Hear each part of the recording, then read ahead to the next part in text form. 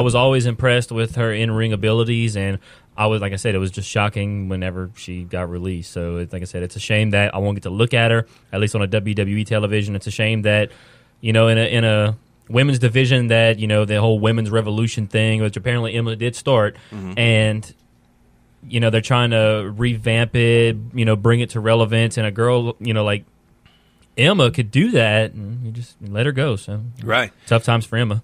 All right, so that's going to lead us into our next segment that's called Cheap Heat. This is about wrestlers who get heat from management, from other wrestlers in the back room, to fans. So it's called Cheap Heat, and it is about Lio Rush, a new NXT star. Now, he could be a star. Did he bury himself with this? I don't know. A lot of boys in the back are really ticked off with him right now. Yeah, he sent out a tweet here that I do have right here. This is what the tweet said. I guess these are the things that happen when you're not truly ready for Asuka. And I read that right off the bat. I'm not exactly sure what it means. I don't know what the context is. Apparently, a lot of guys, like you said, in the back didn't take too kindly to these words, as he received a whole lot of backlash. I'm looking at, and then he sent out an apology tweet that is a little too long. I'm not going to sit here and read the whole thing, but basically he apologized for what he said. And like there's a list of people here, all these, this backlash he received on Twitter from guys like Dash Wilder, JTG, Sin Cara, Bray Wyatt, Peyton Royce, X-Pac twice, Rosa Mendez's husband, Mike Kanellis, Road Dogg, Taz, all these people, Kevin Kelly, Kevin Owens, Mick Foley, Road Dogg, William Regal, Samoa Joe. All these guys, Scott Armstrong, just all of this backlash that he received from, this tweet that, in my opinion, I still don't quite know exactly the context of what he really meant in that tweet. What do you think he meant by it? Well, I was listening to Taz the other day, and Taz was saying that he thinks it was meant to be jokingly said. Obviously, you can't read into the context of a tweet because when you read it, it's how you perceive it, right? So apparently, this kid, he's a jokester. So it was at the point where, maybe he was joking about it, but it was bad timing because just like Kevin Nash says all the time, you don't F the boys. It's always the boys against the promoter. And taking a shot at another person that possibly lost her livelihood, not the best timing.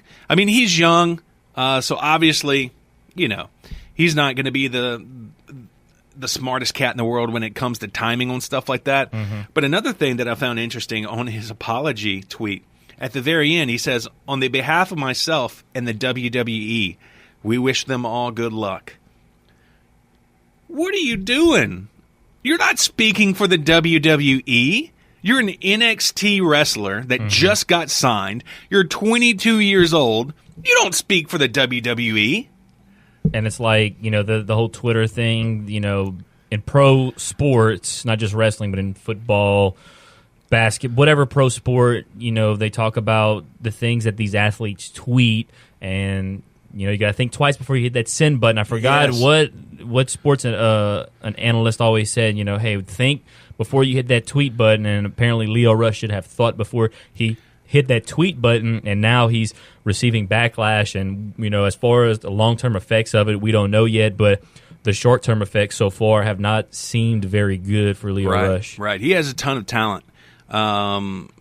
But who knows if they'll keep him around after that, because obviously he's got a ton of heat with the boys. They might not want to work with him over this. But apparently Enzo Amore has all the heat with the boys. Yeah, he's running around with the Cruiserweight Championship. So it'll be interesting to see how they do that. But then, of course, Enzo Amore has basically has the fans' attention. He's kind of over with the fans. So Lio Rush, not so much. So I think that will play a factor in what they might decide to do with him down the road as far as disciplinary, whatever they choose to do with him. Right. And another thing to add on what you were saying, while I was listening to Taz, he said while he was working for TNA Impact, he said they would bring in social media consultants to talk to the whole locker room.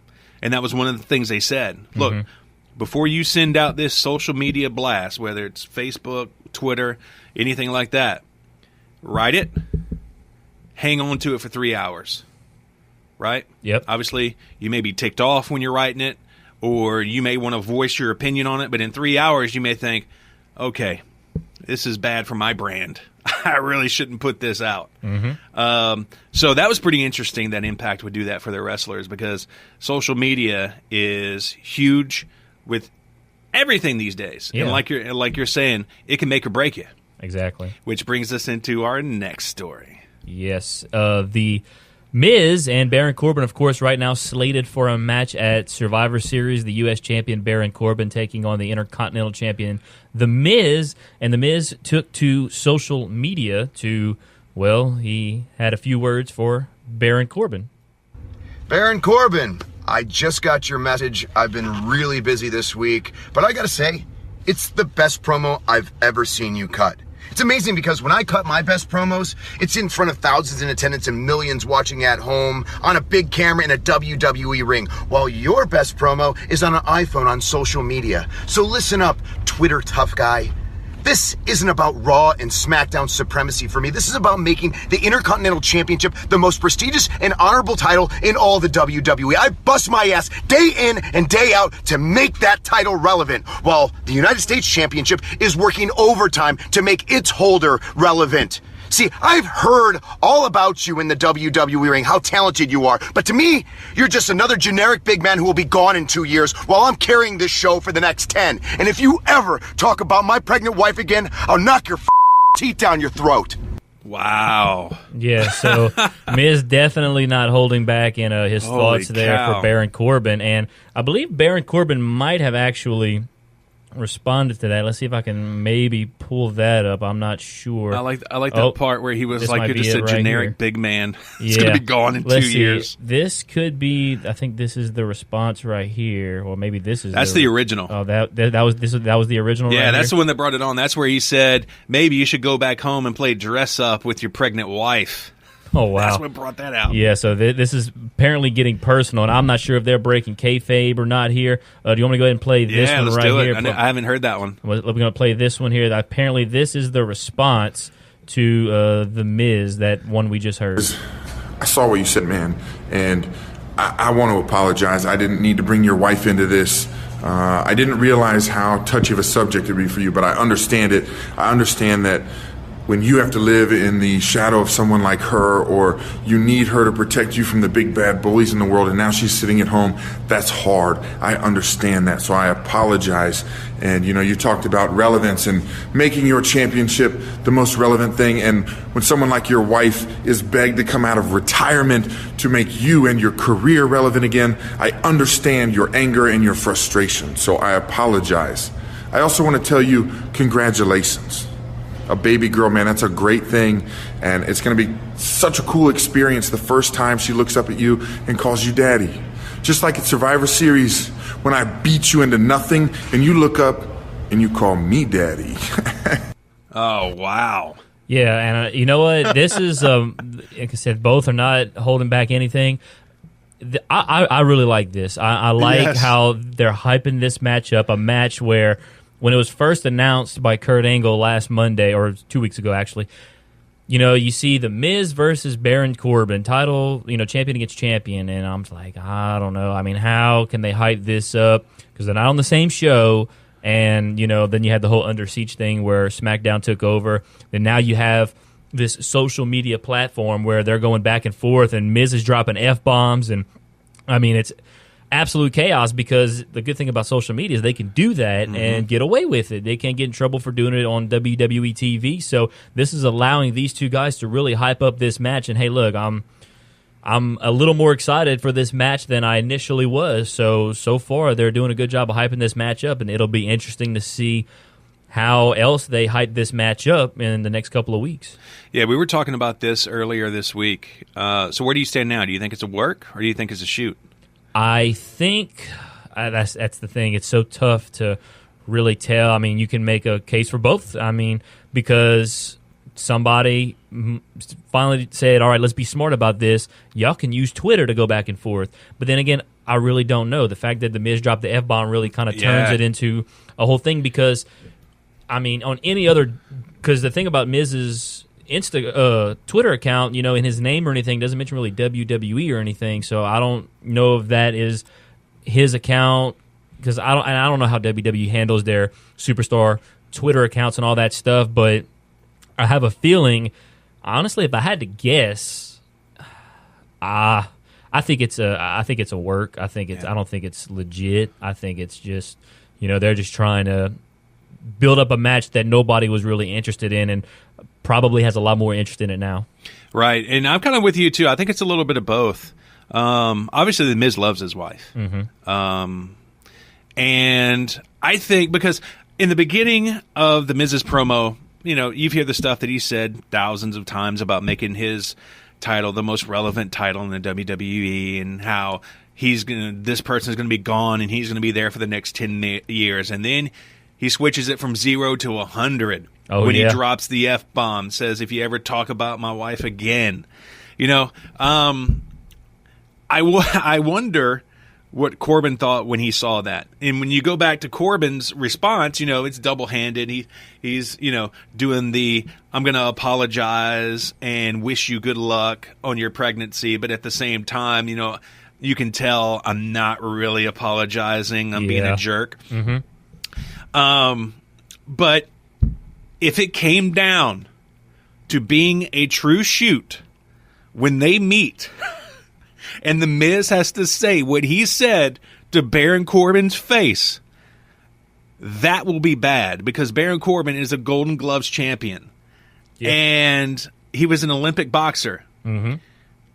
Homeboy's got hands. Oh, yes, he does. And he's not exactly the same size as The Miz. He's a little bit bigger than The Miz. So that would be a backroom brawl that I don't think The Miz wants to get himself into. But the thing about The Miz, I tell you what, this year, The Miz has cut some A-plus promos. I mean, in my opinion right now, look, as much as I dislike, because he's a heel, and I could really care less for The Miz, his promos, I mean, you are all ears when that dude turns on a microphone, and he absolutely buries people, except John Cena. John Cena buried him before WrestleMania, but after WrestleMania, The Miz, and I remember about a month ago, he buried Enzo Amore. Holy smokes. So The Miz has been cutting some A-plus promos, and that one he cut on Baron on Twitter is no different. Yes. So, if anybody, I do give The Miz props. He knows how to definitely promote his own fight.